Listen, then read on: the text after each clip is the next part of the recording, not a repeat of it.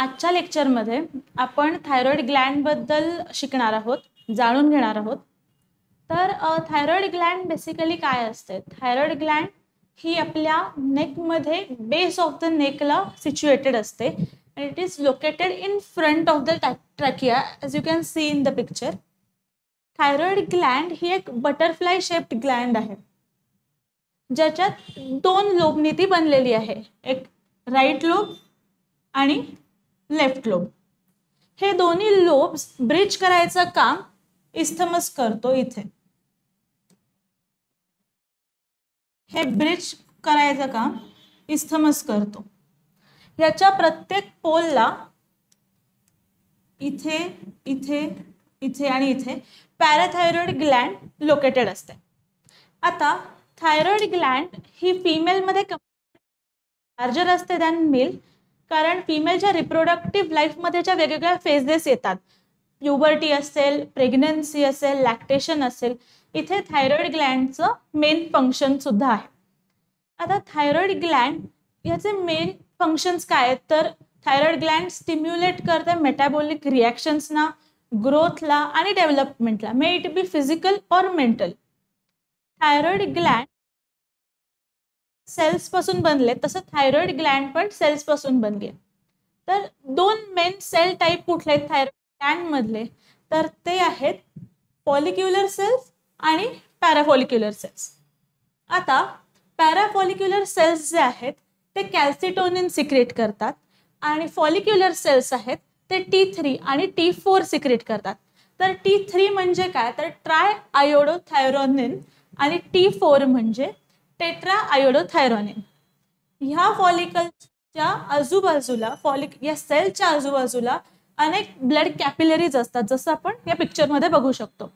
आणि या अनेक फॉलिक्युलर सेलच्या मध्ये हा जो ग्रीनिश पॅच आपण बघू शकतो, दॅट इज फॉलिक्युलर कॅव्हिटी. आता थायरॉइड ग्लँड ही अशी ग्लँड आहे जी स्वतः तयार केलेला हॉर्मोन T3, T4 हे स्वतःमध्ये स्टोअर करायची तिच्यात कपॅसिटी. तर ते स्टोअर कुठे होतं? तर ते या फॉलिक्युलर कॅव्हिटीमध्ये स्टोअर होतं. आता हे बेसिक पॉइंट ऑफ व्ह्यू होतं थायरॉइड ग्लँडचं. आता ह्याच्या पुढे आपण बघूयात की हे T3, T4 सिंथेसिस कसे होतात, स्टोअर कसे होतात, रिलीज कसे होतात, ट्रान्सपोर्ट कसे होतात आणि त्याच्या वेगवेगळ्या ऍक्शन्स कोणत्या कोणत्या सिस्टीम्सवर कशा.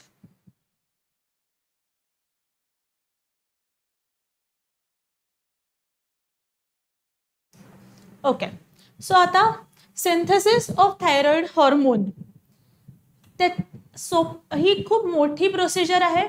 ती सोपी करण्यासाठी त्याला 6 स्टेप्स ऍड केले. त्या स्टेप्स आपण आधी वाचून घेऊयात. So first step is synthesis of thyroglobulin. Second step is iodide trapping. Third step is oxidation of that iodide. Fourth is transport of iodine into follicular cavity. Fifth is iodination of tyrosine or organification. And the last step is coupling reaction. आता एक एक करून आपण बघूयात की हे exactly होतं कसं. पहिली step that is synthesis of thyroglobulin. आपल्या हे फॉलिक्युलर सेल आहे ही आणि इथे फॉलिक्युलर कॅव्हिटी आहे. फॉलिक्युलर सेलमध्ये टायरोसिन अमायनो ऍसिड हे प्रेझेंट असतं आणि बाकी सेल्समध्ये जसं फॉलिक्युलर सेल्समध्ये सुद्धा सेल ऑर्गॅनल्स असतात. तर इथल्या गॉल्जी ॲपॅरेटसचं काम जसं बाकी सेल्समध्ये की पॅकिंग करायचं आणि डिलिव्हर करायचं, तसंच टायरोसिन अमायनो ऍसिड जेव्हा गॉल्जी ॲपॅरेटस मधून जातात तेव्हा ते पॅक केले जातात आणि डिलिव्हर केले जातात कॅव्हिटी मध्ये येऊन स्टोअर केले जातात. आता त्याचं फंक्शन काय आहे हे मी स्टोअर कसे केले जातात हॉर्मोन्स T3 आणि T4 ह्याच्या वेळेला सांगते. ही झाली आपली पहिली स्टेप. सो पहिली स्टेप झाली जिथे थायरोग्लोब्युलिन तयार झालं आणि ते स्टोअर झालं. दुसरी स्टेप आहे आयोडीन ट्रॅपिंग. आपल्याला आपल्या मिठातून आपल्याला आयोडीन मिळतं. आपली बॉडी सिम्पलर फॉर्म मध्ये स्टोअर करायचं म्हणून आयोडीनला आयोडाइड फॉर्म मध्ये स्टोअर करते. हे ब्लड मध्ये जेव्हा आयोडाइड जात असतं तेव्हा ते आयोडाइड इथे सोडियम करतं. सोडियम आणि आयोडाइडला आता ब्लड स्ट्रीम मधून जायचंय फॉलिक्युलर सेल मध्ये. त्यासाठी इथे पंप ज्याचा यूज होतो त्याचं नाव आहे सोडियम सिम्पोर्ट पंप, ज्यामुळे कॉन्सन्ट्रेशन ग्रेडियंट वापरून सोडियम आणि आयोडाईड एकत्र जातात फॉलिक्युलर सेलमध्ये. सो 2 सोडियम मॉलिक्युल्स एका आयोडाईडला आत घेऊन जातात. त्यामुळे आता आपली दुसरी स्टेप पण झाली. ब्लड मधला आयोडाईड जो आहे तो आपल्या फॉलिक्युलर सेलमध्ये आलाय. आता तिसरी स्टेप आहे ऑक्सिडेशन ऑफ आयोडाईड. आयोडाईडला आयोडीन मध्ये आपल्याला करायचं. आता हे होतं अंडर ऑक्सिडेज. थायरॉइड पेरॉक्सिडेज तर आपलं T3 आणि T4 हे जे हॉर्मोन्स आहे ते तयारच होत नाहीत, कारण थायरॉइड पेरॉक्सिडेजच आहे ज्याच्यामुळे आयोडाईडचं आयोडीन मध्ये कन्व्हर्जन होतं. आणि आयोडाईडचं आयोडीन मध्ये कन्व्हर्जन होणं हे खूप गरजेचं आहे, कारण आयोडीन मध्येच ती कपॅसिटी आहे की तो टायरोसिन बरोबर कंबाईन होऊन पुढे T3 आणि T4 बनवू शकेल. त्यामुळे आयोडाईडचं ऑक्सिडेशन झालं की इथे आपल्याला आयोडीन हा मॉलिक्यूल मिळालाय. आता हे सगळं होतंय फॉलिक्युलर, त्यामुळे आपली तिसरी स्टेप झाली. आता आपली चौथी स्टेप काय तर transport of iodine into follicular cavity. हा जो आयोडीन आपला फॉर्म झालाय हा बनला तर आहे, पण याला कॅव्हिटीमध्ये पास करणं खूप गरजेचं आहे. त्यासाठी अजून एक पंप इथे इनर साइड ऑफ फॉलिक्युलर सेलला असतो, ज्याचं नाव आहे पेंड्रीन और आयोडीन क्लोराइड पंप. ह्या पंपमुळे आयोडीन मॉलिक्यूल इथे कॅव्हिटीमध्ये जातो. ह्या आयोडीन मॉलिक्यूल जास्तीत जास्त आत यावेत म्हणून आयोडीनेज नावाचा एन्झाईम इथे काम करत असतो. आता ही झाली आपली स्टेप, कारण आपला आयोडीन ऑलरेडी कॅव्हिटीत आलाय, आपला ट्रान्सपोर्ट झाला. पाचवी step is iodination of tyrosine और ऑर्गॅनिफिकेशन. आयोडिनेशन ऑफ टायरोसिन म्हणजे टायरोसिन आणि आयोडीन यांचं कंबाईन होणं आणि रिॲक्शन होणं. सो आयोडीन आणि टायरोसिन जेव्हा कंबाईन होतात, आता टायरोसिन काय आहे तर टायरोसिन एक अमायनो ऍसिडची चेन आहे. तर टायरोसिनचा एक मॉलिक्यूल असं होईल की तो 2 आयोडीन मॉलिक्युल्स बरोबर कंबाईन होईल, किंवा कधी कधी असं होईल की तो एकाच आयोडीन मॉलिक्यूल बरोबर कंबाईन होईल.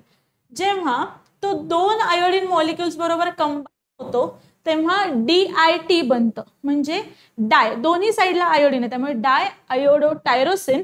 किंवा जेव्हा एकाच साईडला आयोडीन कंबाईन होतं तेव्हा MIT फॉर्म होतं, म्हणजेच मोनो आयोडो टायरोसिन. आता ह्यामुळे आपली पाचवी स्टेप आयोडिनेशन ऑफ टायरोसिन किंवा ऑर्गॅनिफिकेशन झालं. 6वी स्टेप काय आहे आपली तर कपलिंग. आता DIT आणि MIT हे आहेत आपले डेरिव्हेटिव्स आयोडीन आणि टायरोसिनचे. कपलिंग कोणाचं होणार आहे तर DIT आणि MIT हे कंबाईन होतात आणि फॉर्म करतात T3 आणि T4. जेव्हा DIT आणि MIT एक कंबाईन होतात तेव्हा बनतो T3 हॉर्मोन. जेव्हा 2 DIT एकत्र येतात तेव्हा बनतो T4 हॉर्मोन. त्यामुळे आपली 6वी स्टेप सुद्धा सिंथेसिस मधली कंप्लीट झाली. सो इन शॉर्ट समरी सांगायची झाली तर आपण काय केलं तर आपण पहिल्यांदा सिंथेसिस केलं थायरोग्लोब्युलिनचं. त्याच्यानंतर ब्लड स्ट्रीम मधनं येणारं जे आयोडाईड होतं त्याला आपण ट्रॅप केलं.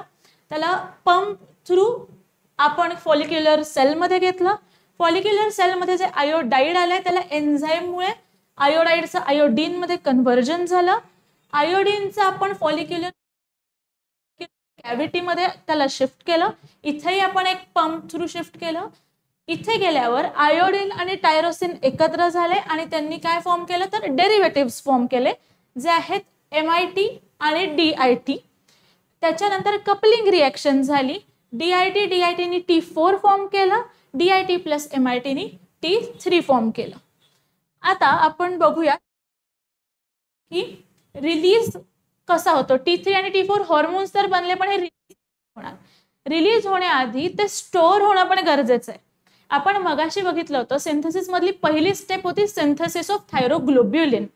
स्टोअर होताना हे जे MIT DIT हे डेरिव्हेटिव्स आणि बनलेले T3 T4 हे या थायरोग्लोब्युलिनला होतात. त्याचे छोटेसे वेसिकल्स बनतात आणि ते मधली जी कॅव्हिटी होती ग्रीन कलरची त्याच्यामध्ये ते स्टोअर होतात. त्याचा स्टोअर होण्याचा स्पॅन हा साधारण 4 महिने आहे. त्यामुळे हे जर कारण ऑलरेडी स्टोरेज कपॅसिटी आहे, त्यामुळे सिम्पटम्स थायरॉइडच्या केसमध्ये हळूहळू दिसतात. आता स्टोरेज झालं बघितलं, आता रिलीज कसं होतं ते आपण बघूयात.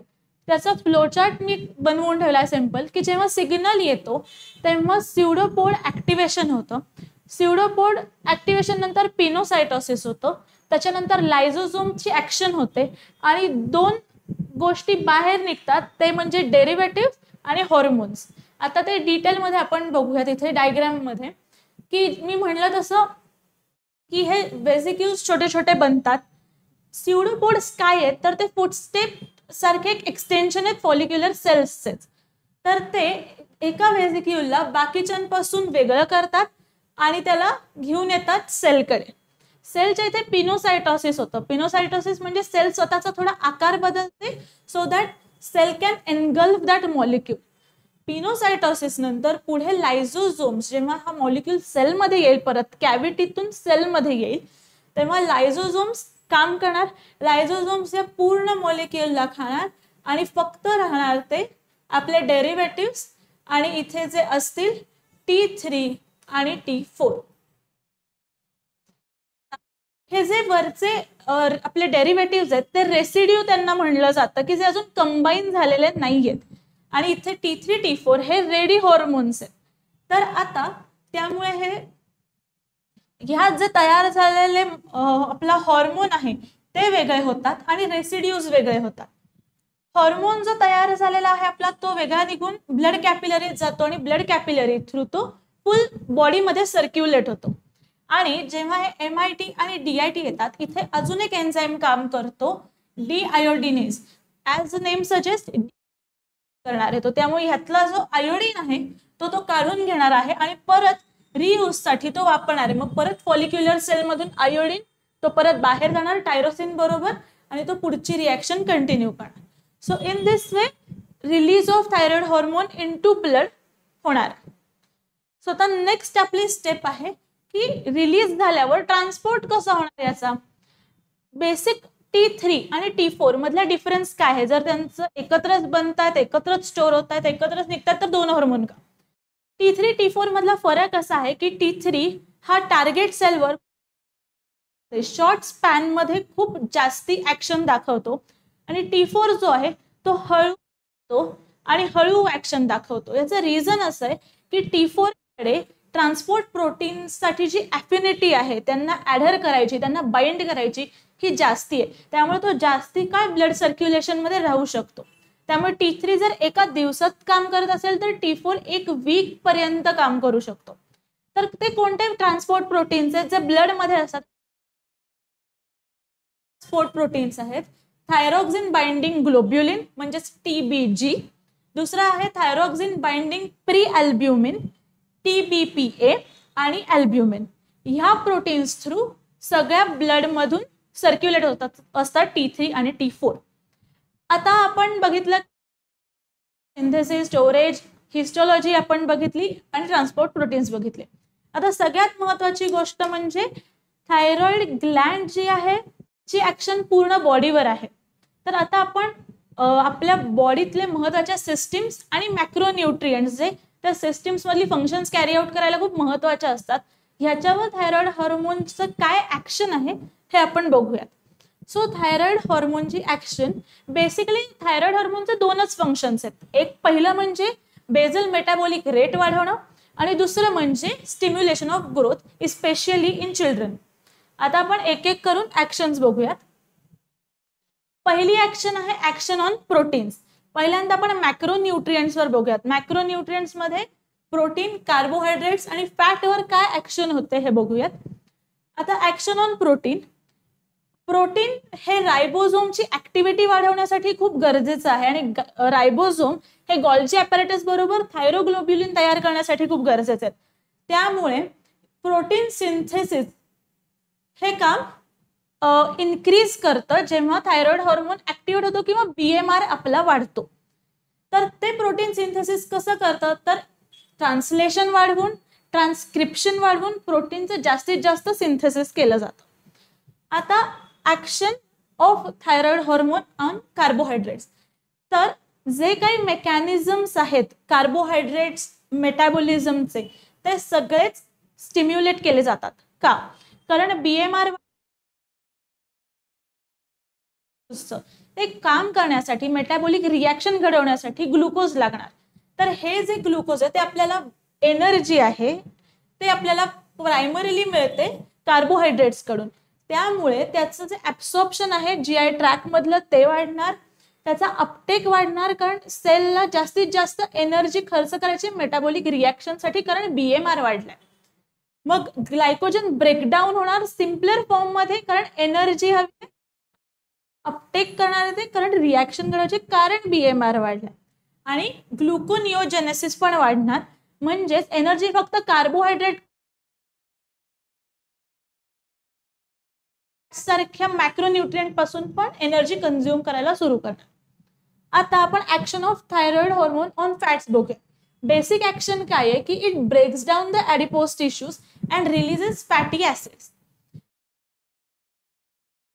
तेव्हा deposition of fatty acids in liver व्हायला सुरू होतं आणि त्यामुळे which leads to fatty acids, which leads to fatty liver.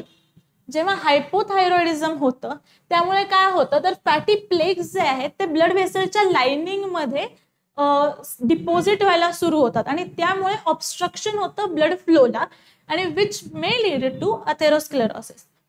आता thyroid hormone when increases fat, it increases fatty acids in plasma, decreases triglycerides and cholesterol in the blood. Next is, आता आपल्या सगळ्या systems सुरू होतील त्याच्यात vitamins. Vitamins हे सगळ्यात जास्ती गरजेचे आहेत एन्झाईम सिंथेसिस. एन्झाईम्स नाहीच काम केलं तर आपलं आयोडाइड्स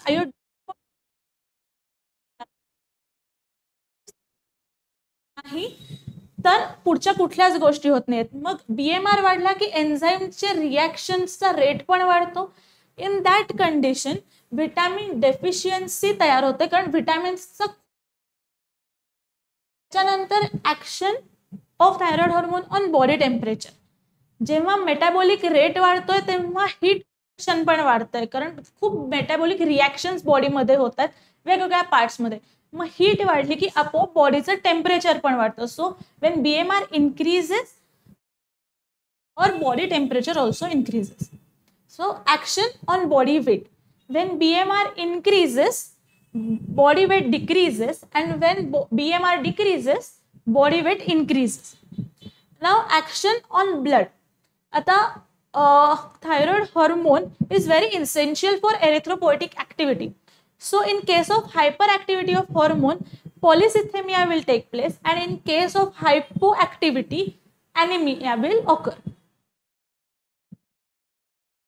Okay, now आपण बघूया सिस्टीम वाईज कसं काम होतं. So action on CVS.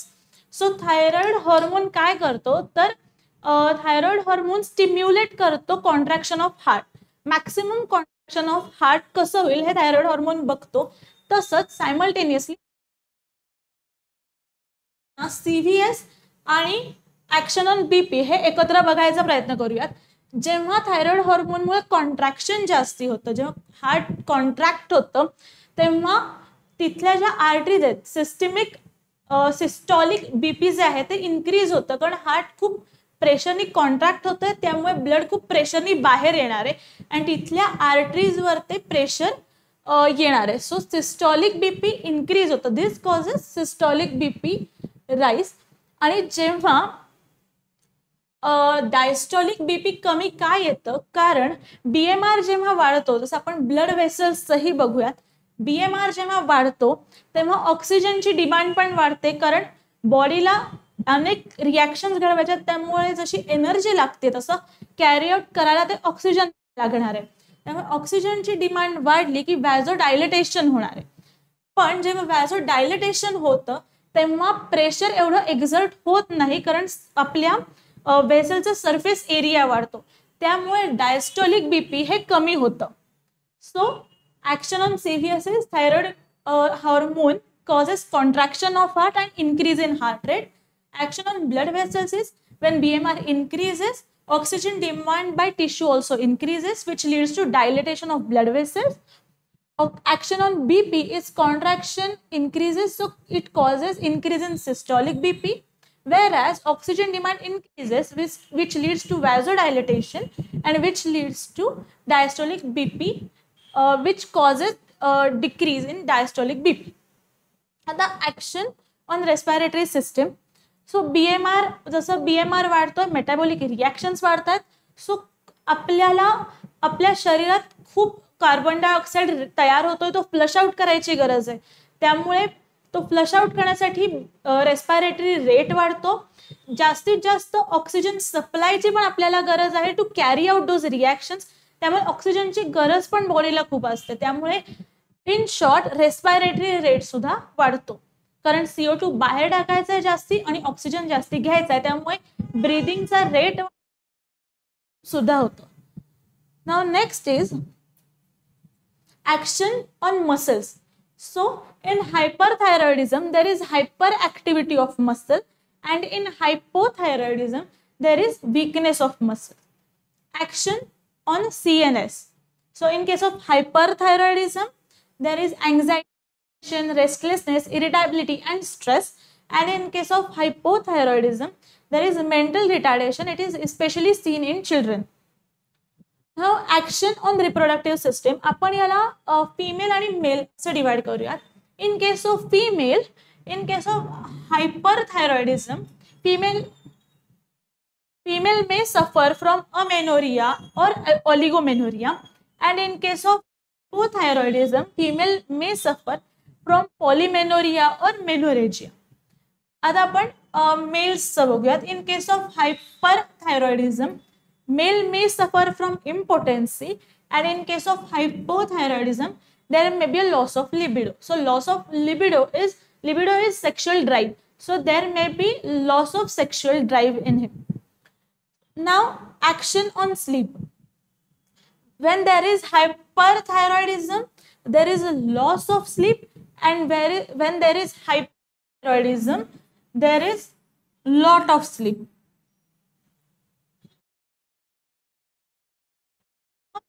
आता आपल्या दोन शेवटच्या systems. GIT. When there is hyperthyroidism a patient may suffer from diarrhea. In case of hypothyroidism patient may suffer from constipation. And action on endocrine system. Increase thyroid hormone काय करतो, तर it increases the demand for secretion from the other endocrine glands as well.